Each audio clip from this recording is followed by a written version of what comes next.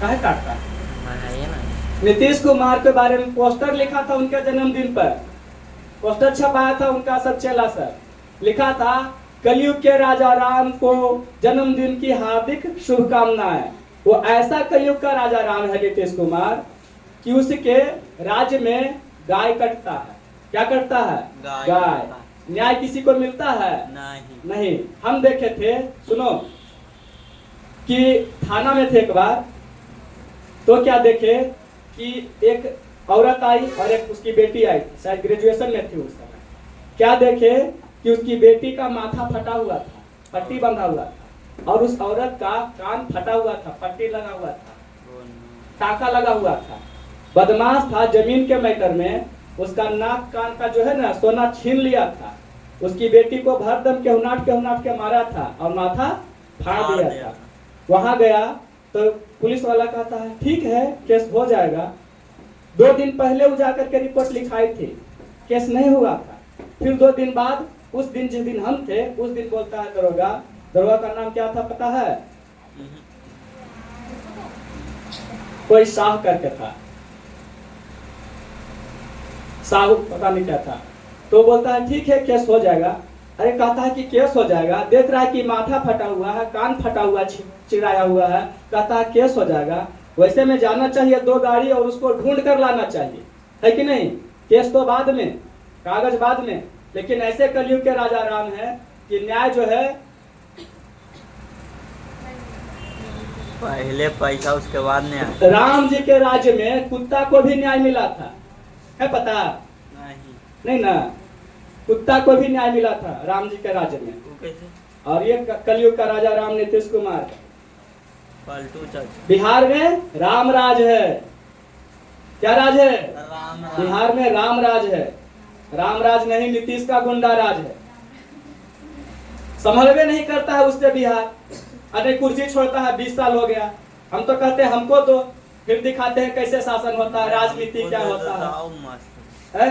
एक बार हमको देख करके तो देखो, फिर बताते हैं कि क्या होता है राजनीति, क्या होता है राम राज। 20 साल से कुर्सी पकड़ के बैठा। मियाँ के घर तर राम मंदिर।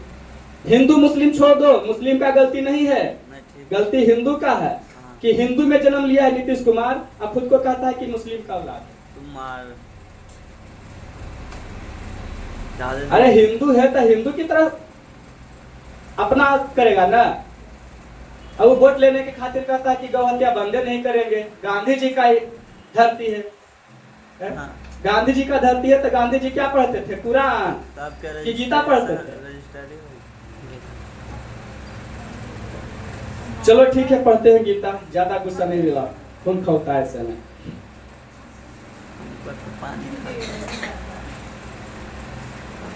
भगवान श्री कृष्ण कहते हैं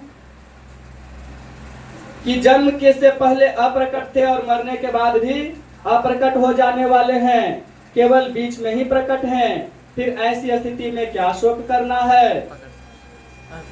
और हे अर्जुन, यह आत्म तत्व बड़ा गहन है, इसलिए कोई एक महापुरुष ही इस आत्मा को आश्चर्य की भांति देखता है, और वैसे ही दूसरा कोई महापुरुष ही इसके तत्व का आश्चर्य की भांति वर्णन करता है, तथा दूसरा कोई अधिकारी पुरुष ही इसे आश्चर्य की भांति सुनता है, और कोई कोई तो सुनकर भी इसको नहीं जानता, आत्म तत्व को तो सुनकर भी नहीं जान पाता।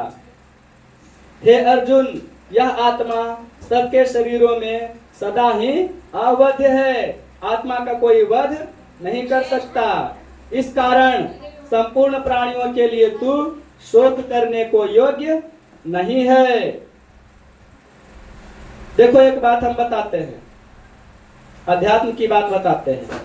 कैसे पहले के राजा के समय में धर्मात्मा पुत्र पैदा होता था, और आज कलयुग में क्यों कोई बदमाश पैदा होता है, ये हम बताते हैं। तो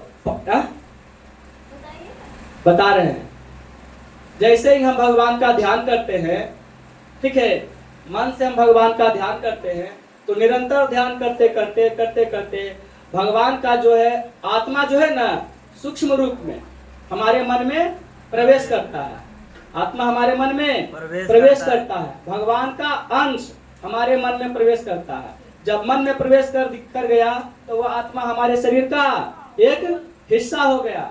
आत्मा हमारे शरीर का हिस्सा हो गया, या कह सकते हैं कि भगवान का गुण हमको प्राप्त हो गया है, भगवान का शक्ति हमको प्राप्त हो गया है ध्यान करने से। वही हमारे शरीर में भगवान का आत्मा, ठीक है, हमारे शरीर में रहता है।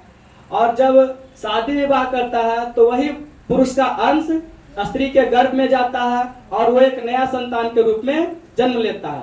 क्योंकि हम भगवान का ध्यान किए हैं तो जो हमारा संतान पैदा हो रहा है, ठीक है, वो क्या होगा, भगवान का ही गुण वाला होगा।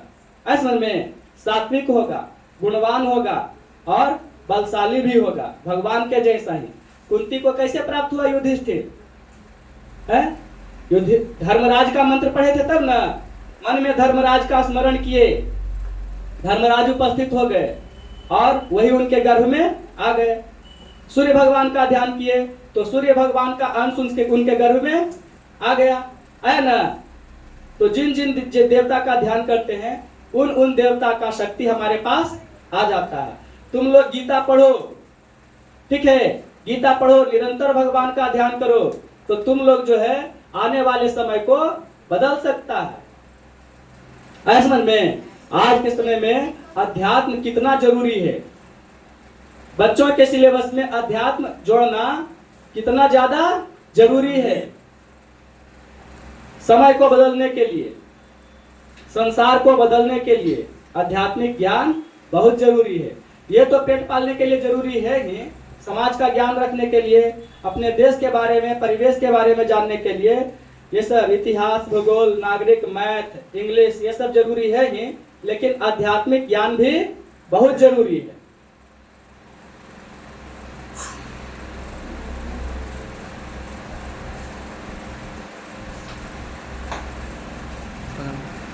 छात्र धर्म की दृष्टि से युद्ध को अर्जुन का स्वधर्म बतलाकर उसके त्याग को सब प्रकार से अनुचित सिद्ध करना।